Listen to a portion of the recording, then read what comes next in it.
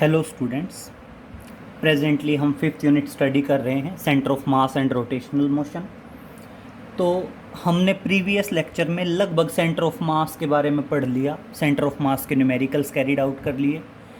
आज हम rotational motion शुरू करेंगे।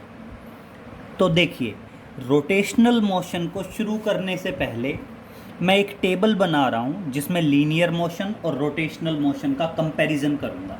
उससे आपको क्या होगा, एक बेसिक आइडिया मिल जाएगा रिगार्डिंग द रोटेशनल मोशन। तो देखिए, बात करते हैं। एक तो आता है आपका लीनियर मोशन, एक तो आता है आपका दैट इज लीनियर मोशन, और बेटा एक आता है आपका rotational motion. Next one is rotational motion.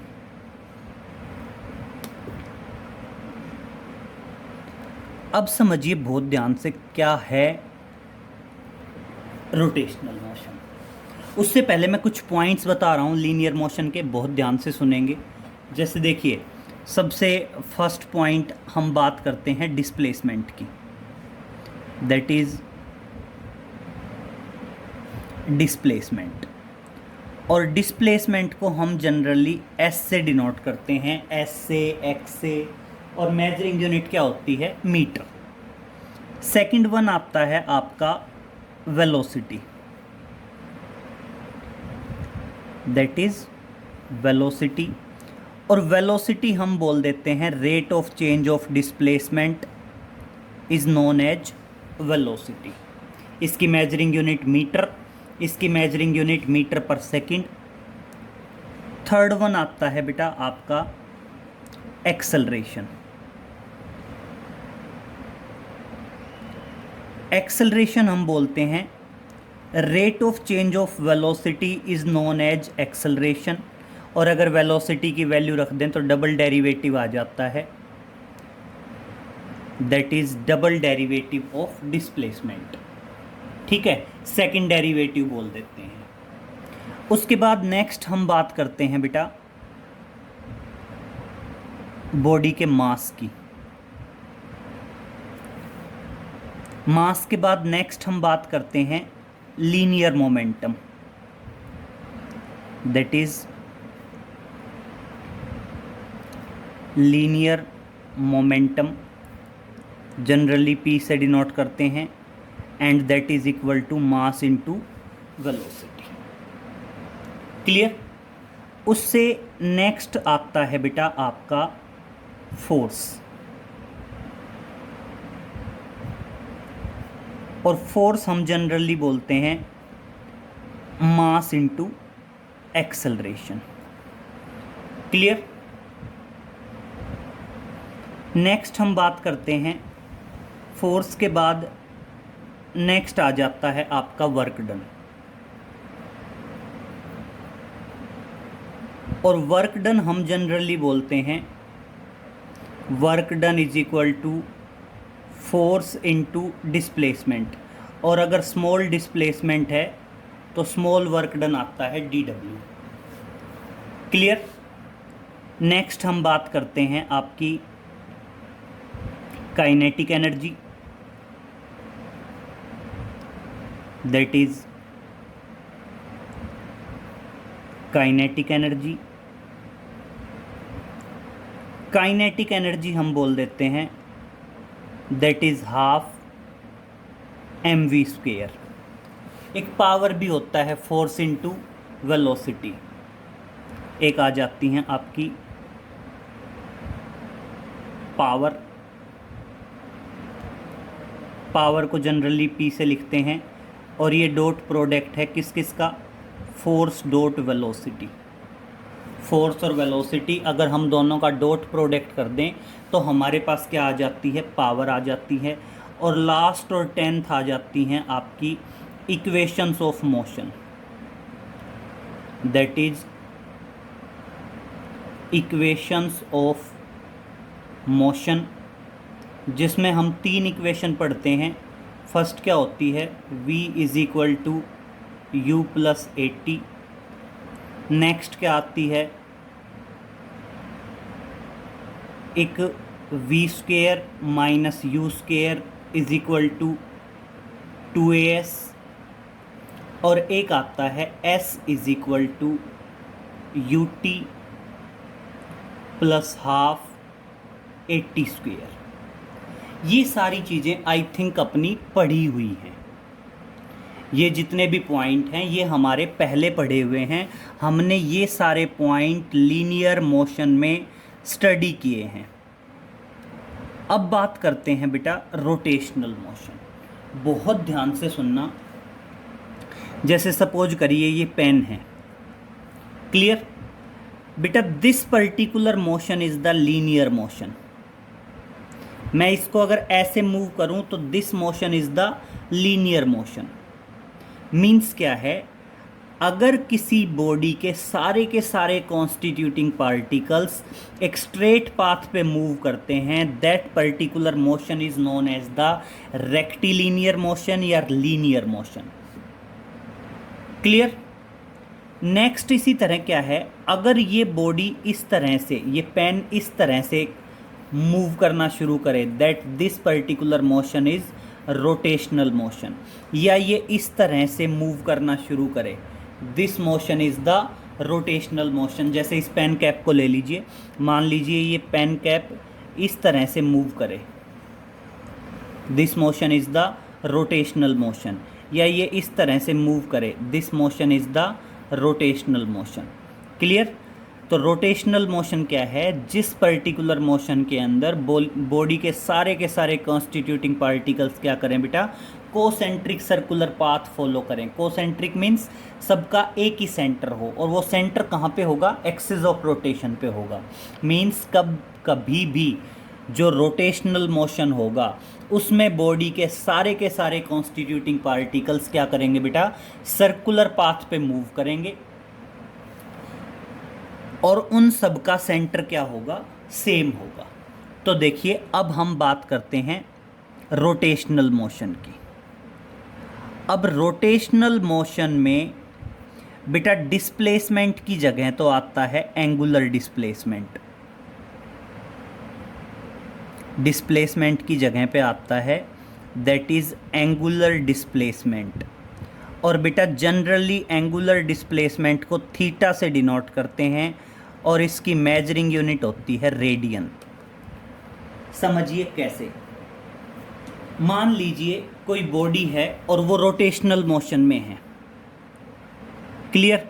अब अगर मान लो बॉडी पॉइंट ए से और पॉइंट बी तक डिस्प्लेस होती है, बॉडी डिस्प्लेस होती है from point A to point B, point A से और पॉइंट बी तक डिस्प्लेस हुई, तो बेटा सेंटर पे जो एंगल ट्रैक करेगी, सेंटर पे जो एंगल ट्रैक होगा, that angle is known as the angular displacement. और बेटा एंगल की एसआई मेजरिंग यूनिट रेडियन होती है, इसीलिए एंगुलर डिस्प्लेसमेंट की एसआई मेजरिंग यूनिट भी क्या है, रेडियन। तो रोटेशनल मोशन में डिस्प्लेसमेंट की बजाय एंगुलर डिस्प्लेसमेंट होता है।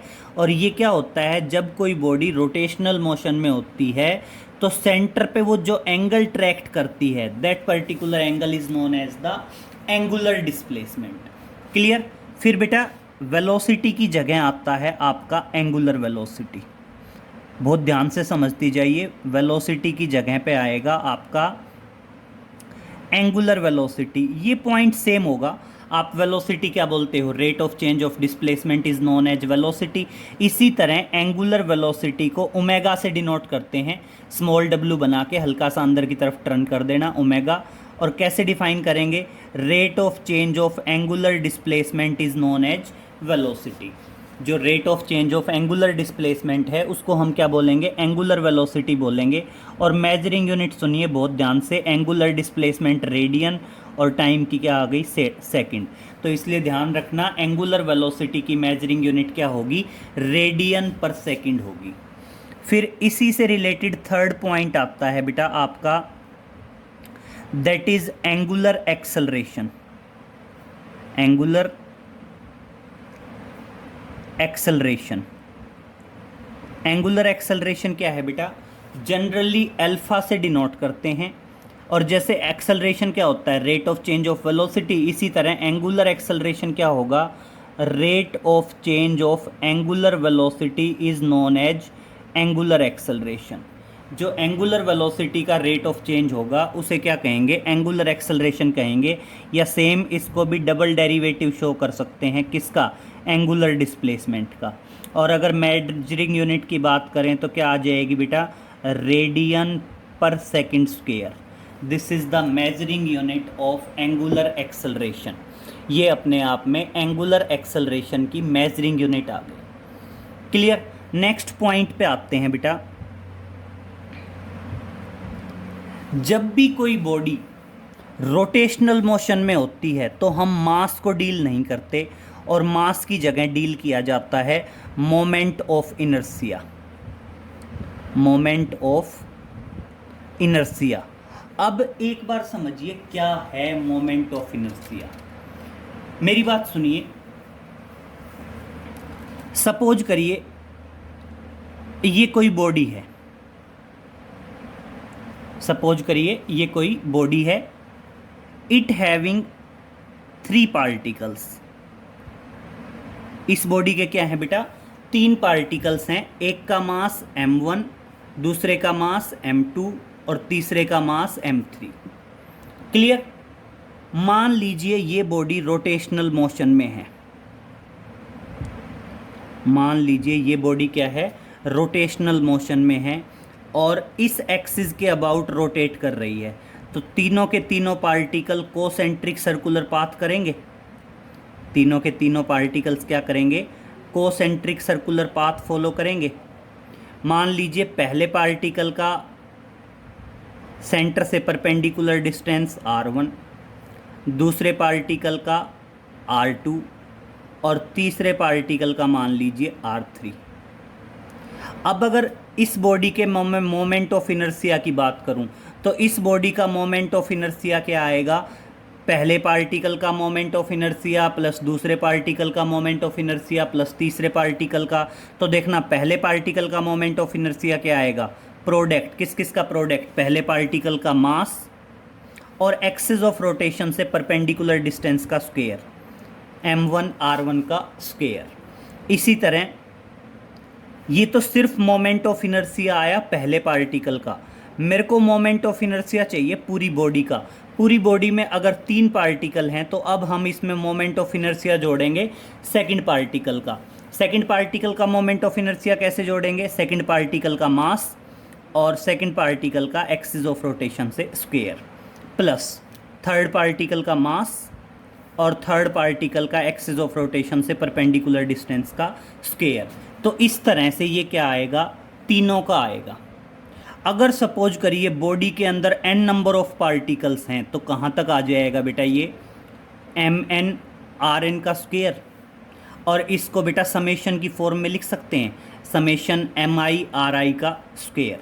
तो इसलिए मोमेंट ऑफ इनर्शिया को जनरली I से डिनोट करते हैं और ये किसके बराबर होता है बेटा, समेशन mr स्क्वायर के बराबर होता है।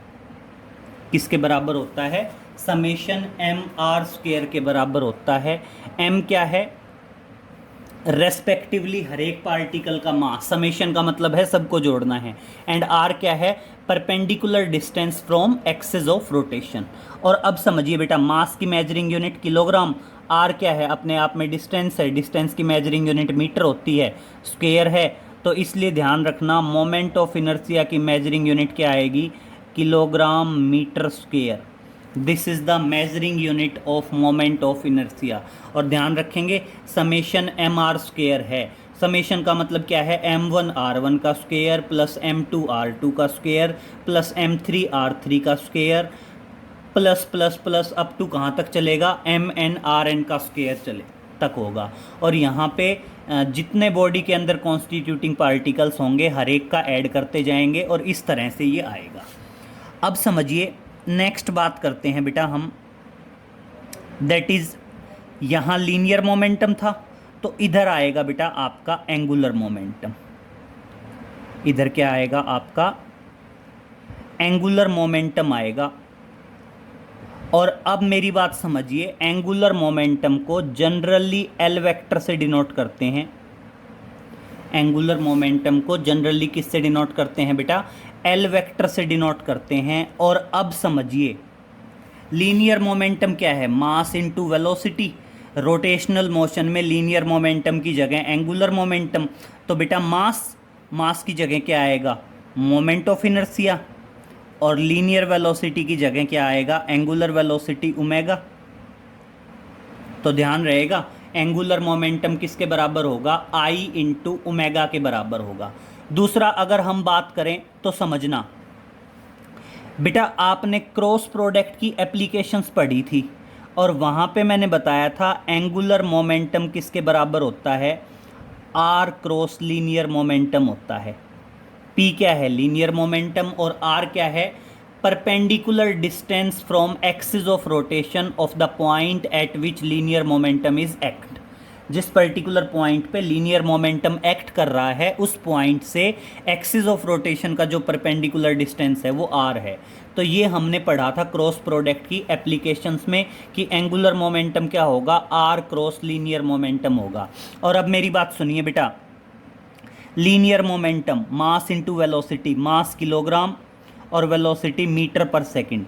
तो देखना, लीनियर मोमेंटम की मेजरिंग यूनिट आएगी किलोग्राम मीटर पर सेकंड।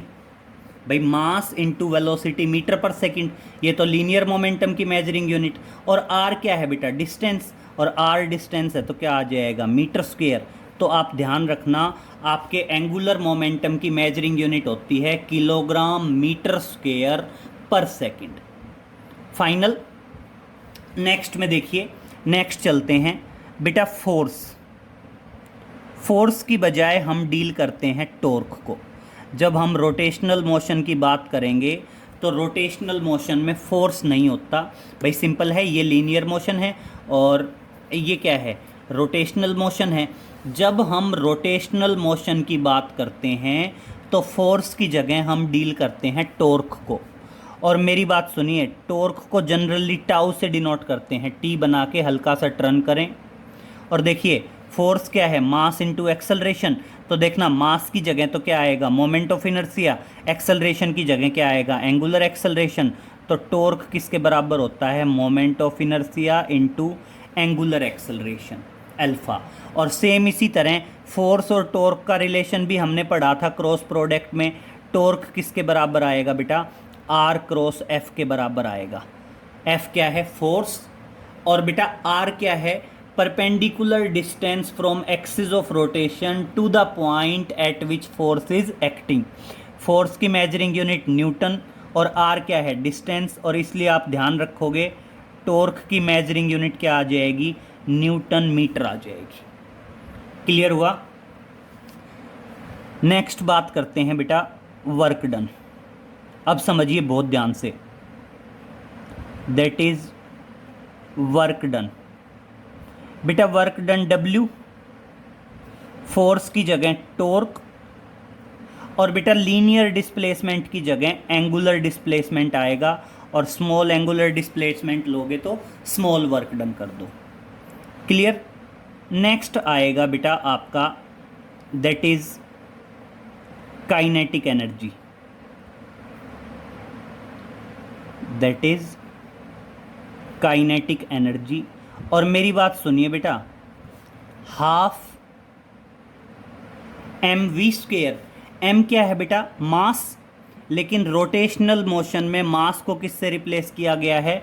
मोमेंट ऑफ इनर्शिया से। वी स्क्वेयर लीनियर वेलोसिटी को किससे रिप्लेस किया गया है? एंगुलर वेलोसिटी से। तो ध्यान रखना, रोटेशनल मोशन में काइनेटिक एनर्जी होती है half I omega square. I is the moment of inertia and omega is the angular velocity. Clear? और बेटा इनमें कोई फर्क नहीं पड़ता, वर्क डन है, वर्क डन की मेजरिंग यूनिट सेम रहेगी, जूल। क्लियर? काइनेटिक एनर्जी है, एनर्जी की मेजरिंग यूनिट सेम रहेगी, जूल। चाहे लीनियर मोशन में हो चाहे आपका रोटेशनल मोशन में हो। नेक्स्ट आता है बेटा पावर।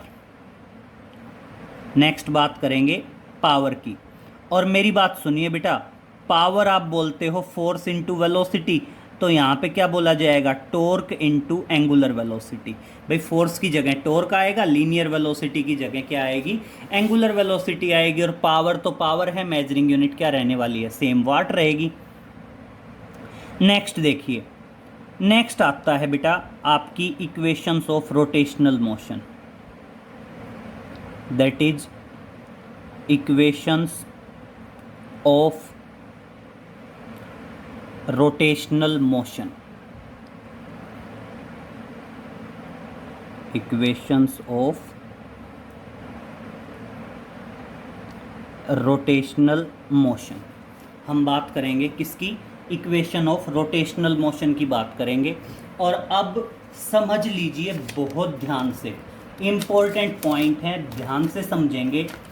हम ये जो इक्वेशंस लेते हैं, जो हमने लीनियर इक्वेशंस लिखी हुई हैं मोशन की, ये जो लीनियर इक्वेशंस लिखी हुई हैं, अगर मैं इन लीनियर इक्वेशंस में देखूं तो मेरे पास u, v, a, s और t, ये 5 टर्म्स हैं। t is time, s is displacement, a is acceleration and u and v both are velocity, that is initial velocity and final velocity। और अगर बेटा मैं रोटेशनल मोशन की बात करूं तो बहुत ध्यान से सुनना, रोटेशनल मोशन में टाइम तो टाइम ही है, कोई फ़र्क नहीं पड़ता, चाहे आपका लीनियर मोशन है और चाहे आपका रोटेशनल मोशन है, टाइम तो टाइम रहने वाला है। बट डिस्प्लेसमेंट जो है, लीनियर मोशन में डिस्प्लेसमेंट होता है और रोटेशनल मोशन में होता है बेटा एंगुलर डिस्प्लेसमेंट, जिसको हम डिनोट करते हैं थीटा से। फिर बेटा एक्सेलरेशन, लीनियर मोशन में होता है एक्सेलरेशन और रोटेशनल मोशन में होता है एंगुलर एक्सेलरेशन, जिसको डिनोट करते हैं अल्फा से। क्लियर। v होता है वेलोसिटी, v यहाँ पे क्या है बेटा, वेलोसिटी है, और u क्या है आपकी इनिशियल और फाइनल। तो बेटा देखिए, रोटेशनल मोशन में वेलोसिटी की बजाय एंगुलर वेलोसिटी होती है, लेकिन इनिशियल और फाइनल को कैसे सेपरेट करें, omega nought is the initial velocity and omega is the final velocity. तो देखिए, लीनियर मोशन में initial velocity u, rotational motion में initial angular velocity omega nought, final velocity v, rotational motion में final angular velocity omega, linear motion में acceleration a, rotational motion में angular acceleration alpha. Same इसी तरह displacement s, angular displacement theta, and time remain same both in linear motion as well as in rotational motion. तो देखिए, मैं इन 5 points को include करते हुए, ये जो हमारे 5 पॉइंट्स हैं, मैं इन 5 पॉइंट्स को इंक्लूड करते हुए इक्वेशन ऑफ रोटेशनल मोशन बनाऊंगा। v की जगह क्या आएगा, ओमेगा, u की जगह क्या आएगा, ओमेगा नॉट, प्लस a की जगह आएगा अल्फ़ा, और t की जगह तो t रहेगा। तो पहली जो इक्वेशन है v is equal to u plus a t, उसकी जगह आ जाएगा omega is equal to omega nought plus alpha t. Second, v square means omega square minus u square means omega nought का square, that is equal to 2 alpha theta.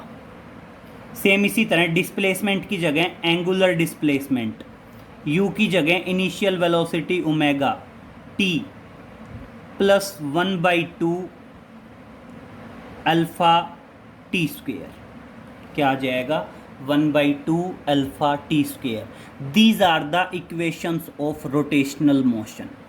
Clear.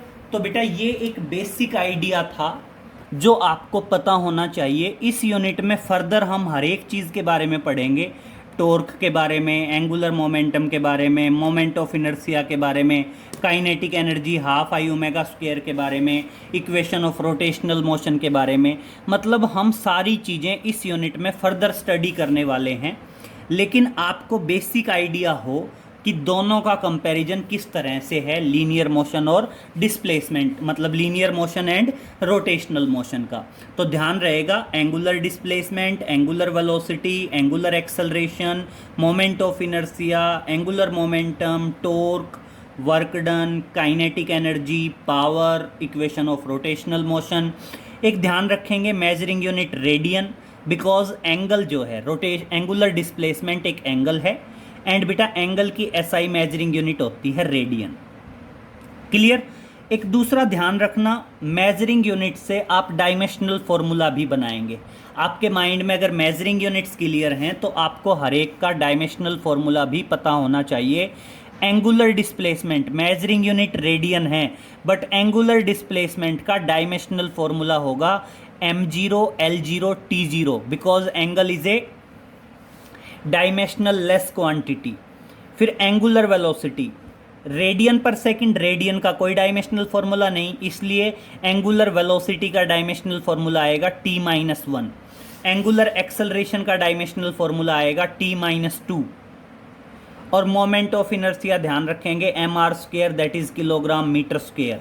Angular momentum दो फॉर्मूले, L linear momentum mass into velocity, angular momentum mass की जगह moment of inertia, linear velocity की जगह angular velocity. इसके अलावा linear momentum and angular momentum के बीच में रिलेशन पता होना चाहिए। Same force mass into acceleration, torque करेंगे तो मास की जगह मोमेंट ऑफ इनर्शिया, एक्सेलरेशन की जगह एंगुलर एक्सेलरेशन। और बेटा फोर्स और टॉर्क में भी रिलेशन है। Measuring unit newton metre. तो इस तरह से ये टेबल आपके माइंड में वेल इन क्लियर होनी चाहिए linear motion and rotational motion की। अब देखिए नेक्स्ट लेक्चर में हम इक्वेशन ऑफ रोटेशनल मोशन को प्रूव करेंगे, और जैसे लीनियर मोशन में न्यूटन लॉज ऑफ मोशन हैं, उसी तरह रोटेशनल मोशन में आएंगे Newton laws of rotational motion. तो बेटा नेक्स्ट लेक्चर में हम इक्वेशन ऑफ रोटेशनल मोशन का प्रूफ करेंगे और Newton laws of rotational motion को पढ़ेंगे। आज वाले लेक्चर में इतना ही कर लीजिए। Okay, thank you.